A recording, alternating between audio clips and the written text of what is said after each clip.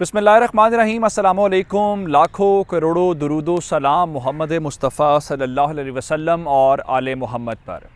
मैं हूँ उमर दराज गोंदल और आप मेरा यूट्यूब चैनल देख रहे हैं। मशरक़ वुस्ता का मंजरनामा हर लम्हे के साथ जो है वो तब्दील हो रहा है। तब्दील इसलिए हो रहा है कि आलमी मंडी के अंदर कहीं ना कहीं सऊदी अरब की बहुत ज़रूरत है अमेरिका को, क्योंकि अगर आलमी मंडी के अंदर इस वक्त इकॉनमी को अगर मुतासर नहीं होने देना तो उसका मतलब ये है कि जो एनर्जी सप्लाई है, ख़ासकर जो तेल की सप्लाई है, उसको किसी तौर पे मुतासर नहीं होने देना। ये राबता है जो अमरीकी बार बार जो है वो सऊदियों के साथ करके उनको मना भी रहे हैं, उनको वरगला भी रहे हैं और उनके ऊपर प्रेशर भी डाल रहे हैं। लेकिन इसके बीचों बीच जो है सऊदी अरब को उसकी एक कीमत अदा करनी पड़ रही है, चाहे वो अमेरिका के करीब जाने की हो या इसराइल के करीब जाने की हो। आज की जो इस वक्त ज़्यादा तरीन खबर है वो ये है कि एक अहम राब्ता जो अमेरिका और सऊदी अरब के जो सरबराह ममलकत हैं उनके दरमियान हुआ, लेकिन उस राब्ते के बाद अब एक सऊदी अरब के इंटरनेशनल एयरपोर्ट को टारगेट किया गया है। और इस टारगेट करने के हवाले से जो यमन के हौसी हैं वो अलग बात कर रहे हैं, जो सऊदी इत्तेहाद है वो अलग बात कर रहा है, और ऑन ग्राउंड सिचुएशन क्या है, अब तक कितने लोग जो हैं वो इसके अंदर निशाना बने हैं, और मजमूई तौर पे अब तक जो होने वाले हमले हैं वो इसी एयरपोर्ट के ऊपर क्यों होते हैं, और ये एयरपोर्ट यमन के हौसियों का बिलखुसूस निशाना क्यों है। इन तमाम चीज़ों को आपके सामने डिटेल में डिस्कस करेंगे। लेकिन अगर आपने अभी तक चैनल सब्सक्राइब नहीं किया और आप चाहते हैं कि आपको मुस्तनद और बरवक्त खबरें मिलती रहें तो हमारा चैनल सब्सक्राइब कर लीजिए, बेल आइकन के ऊपर क्लिक कर लीजिए ताकि हमारी आइंदा आने वाली वीडियोज़ बरवक्त आप तक पहुँच रहे। अब जो सऊदी अरब है और मुत्तहिदा अरब अमारात आलमी मंडी के अंदर तेल तो एक्सपोर्ट करते हैं, लेकिन जो ईरान है, ईरान के ऊपर चूँकि पाबंदियाँ लगी हुई हैं तो वो तो अपना तेल एक्सपोर्ट नहीं कर सकते। लेकिन इस सिलसिले में जो चीन है वो ज़रूर ईरान से तेल ख़रीदता है, उसका एक अपना मुआहिदा है। लेकिन इस क्राइसिस जो है वो रशिया को लेके है, और अगर रशियन क्राइसिस आता है तो इसका मतलब ये होता है कि आलमी मंडी के अंदर तेल की कीमतों के ऊपर फ़र्क पड़ता है। मैं जो मिसाल आपको ये देना चाहता हूँ कि पिछले एक साल के दौरान आलमी मंडी के अंदर जो तेल की कीमतें हैं उसमें 20% इजाफा देखा गया है। कल बुध के रोज़ तक की अगर बात की जाए तो 91 पॉइंट समथिंग जो है वो यहाँ पे तेल की कीमत थी। 91.55 जो है ये फ़ी बैरल तेल की कीमत थी कल की। लेकिन अब इस वक्त जो माहिरीन हैं वो ये बता रहे हैं कि ये $100 फ़ी बैरल भी क्रॉस कर सकता है, और इसका जो इम्पैक्ट है वो ओवरऑल इंटरनेशनल मार्केट के ऊपर आएगा। अब इस चीज़ को काबू करने के लिए ज़रूरी ये है कि सऊदी अरब के ऊपर ये दबाव डाला जाए कि वो इंटरनेशनल मार्केट के अंदर जो ओपेक वाला मामला है वहाँ पे उसकी तेल की सप्लाई कम ना करे। सप्लाई कम ना करेगा तो उसका मतलब यह कहीं ना कहीं जो प्राइसेस हैं उनमें स्टेबिलिटी आ सकती है। और फिर अमेरिकी सदर आइंदा अगले साल जो है वो इलेक्शंस भी वहाँ पे कुछ हैं, तो उन इलेक्शंस के हवाले से भी उसकी प्रॉब्लम है। अब इस चीज़ को लेके हुआ ये है कि गुज़श्ता चंद घंटों के डेवलपमेंट्स को आप देखेंगे तो डेवलपमेंट्स ये हैं कि जो बाइडन ने शाह सलमान को फ़ोन किया, और इस वक्त जो अरब मीडिया है, जो इंटरनेशनल मीडिया है, वो बता रहे हैं कि 3 इशूज़ के ऊपर उन दोनों के दरमियान बात हुई है। एक एनर्जी सप्लाईज़, और दूसरा ईरान, और तीसरा यमन का मामला। लेकिन इस सारे मामले के बावजूद लग ये रहा है कि वो जैसे जैसे ईरान को लेके, यमन को लेके बात करते हैं तो उल्टा कहीं ना कहीं वहाँ से रिटेलिएशन आती है, और उसकी जो प्राइस है वो सऊदियों को अदा करना पड़ती है। मसलन कल की बात जो थी, कल मैंने आपको खबर दी थी कि वहाँ पे अबू धाबी के अंदर ये बताया गया कि एक होटल को टारगेट किया गया है, और उस होटल के टारगेट के अंदर ये बताया गया कि वो एक फुटेज भी सामने आ गई, तो बताया गया जी यमन के हौसियों ने या तो रॉकेट हमला किया है या बैलिस्टिक मिसाइल हमला किया। लेकिन बाद में जो यमन के हौसी हैं उन्होंने खुद से ये बता दिया कि ये उनकी मोरालिटी नहीं है,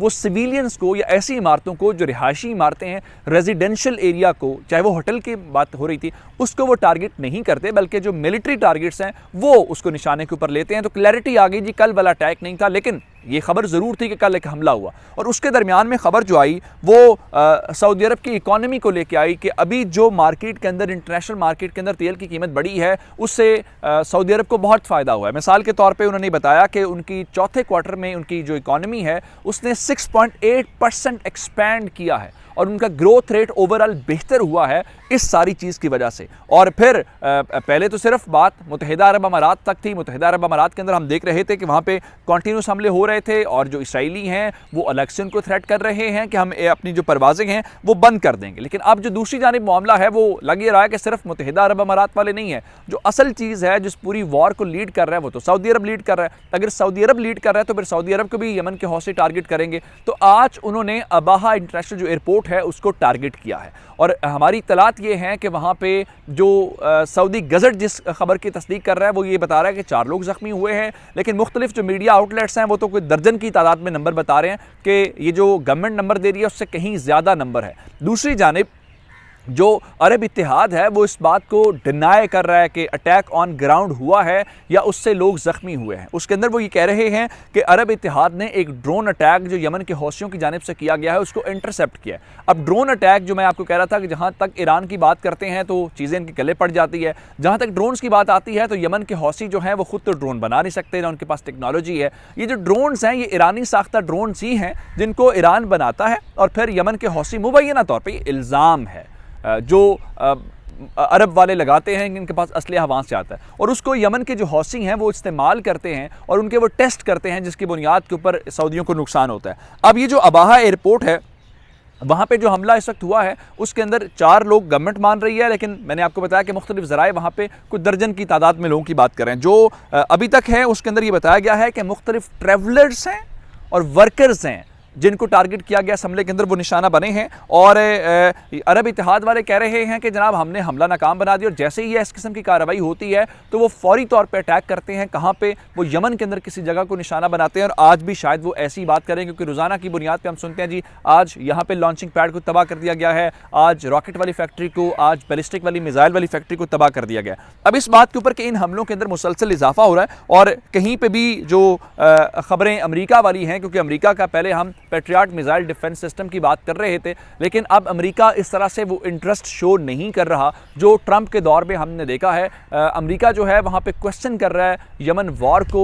अमेरिका जो है ओवरऑल यहाँ पे उसका जो पैट्रियट मिसाइल डिफेंस सिस्टम है वो भी एक्टिव नज़र नहीं आ रहा। लेकिन ये जो अबाहा इंटरनेशनल एयरपोर्ट है इसको बार बार निशाना क्यों बनाया जाता है? यहाँ पर रूटीन में खबरें आती हैं कि आज उन्होंने इस जगह के ऊपर जनाब बैलिस्टिक मिसाइल मार दिया है, आज यहाँ पे ड्रोन अटैक कर दिया है। तो हमें, और इसमें कई लोगों की जो सिविलियंस हैं उनकी जान भी गई है, ज़ख्मी होने वालों की तादाद तो अच्छी खासी है। तो हमने इस चीज़ को जब चेक किया तो मालूम ये हुआ कि जो अबाहा इंटरनेशनल एयरपोर्ट है ये यमन की सरहद के करीब है और यमनियों का इसको टारगेट करना बहुत आसान है। वो जब चाहते हैं, जिस वक्त चाहते हैं, जिस तरह से चाहते हैं वो उसको अटैक करते हैं और वो अटैक करने में कामयाब भी हो जाते हैं। लेकिन हर बार जो अरब इत्तेहाद वाले हैं, जो सऊदी अरब वाले हैं, वो एक ही बात करते हैं जनाब के हमने इंटरसेप्ट कर लिया है, मिसाइल हमला या ड्रोन हमला नाकाम बना दिया गया है। लेकिन उससे अगले ही रोज़ जो यमन के हौसी एक और हमला करके एक और ऐलान करते हैं। तो मशरिक़ वुस्ता का जो मामला है वो आने वाले चंद दिनों के अंदर उसके अंदर थोड़ी सी हमें एस्केलेशन नज़र आएगी, क्योंकि इत्तलात यही हैं कि इस वक्त जो वहाँ पे वो ईरान का मुआहिदा है वो मुआहिदा होने के करीब है। अगर मुआहिदा करीब आया तो इसका मतलब ये होगा कि इनकी चीज़ें मज़ीद एस्केलेट होगी, क्योंकि सऊदी अरब के लिए बहुत तकलीफ़देह चीज़ होगी। हालांकि ईरान और सऊदी अरब के जहाँ के बाहमी ताल्लुकात की बात है तो उन दोनों ममालिक के दरमियान ये बताया गया था कि जो ईरान के यहाँ पे सिफारतकार हैं वो जद्दा पहुँच गए हैं और मुमकिना तौर पर बहुत जल्द जो है वो दोनों ममालिक एक दूसरे के अंदर जो एम्बेसीज़ हैं वो खोल लेंगे। हुआ ये था कि थोड़ा अर्सा पहले जब एक शिया आलिम को एग्जीक्यूट किया गया तो उसके जवाब में हमने ईरान के अंदर देखा कि जो ईरानी थे उन्होंने सऊदी अरब के सिफारत खाने का घेराव कर लिया और उसके बाद दोनों ममालिक के दरमियान जो सिफारती ताल्लुकात हैं वो एक लिहाज से मुनक़ता थे। अब दोबारा से कोशिश की गई, दोनों जानिब से बड़े लेवल के ऊपर बातचीत हो रही है। हसन रूहानी के दौर में भी कुछ इराक़ वालों ने किरदार अदा किया, फिर डायरेक्ट टॉक्स हुई, बताया गया जी बड़ी अच्छी मुलाकातें हो रही हैं, लेकिन उसका कोई जो रिज़ल्ट है वो हमें नज़र नहीं आ रहा। उसके बाद जो इब्राहिम रईसी साहब आ गए, रईसी साहब के दौर में भी ये कोशिशें हुई हैं, लेकिन अब इस सारी सूरत हाल के दौरान जहाँ एक तरफ कोशिश हो रही है ताल्लुकात बहाल करें तो दूसरी जानिब उससे ज़्यादा कहीं कोशिशें ऐसी हो रही हैं कि ताल्लुकात बहाल ना हों और जो लड़ाई है वो खुले तसादुम की तरफ जाए। ये अब तक की मशरिक़ वुस्ता से अपडेट्स थी। मुझे उमर दराज गोंदल को फेसबुक, ट्विटर, इंस्टाग्राम के ऊपर फॉलो कर सकते हैं। मेरा यूट्यूब चैनल सब्सक्राइब कीजिएगा। आपकी इस बातों का बहुत शुक्रिया। खुदा हाफिज़।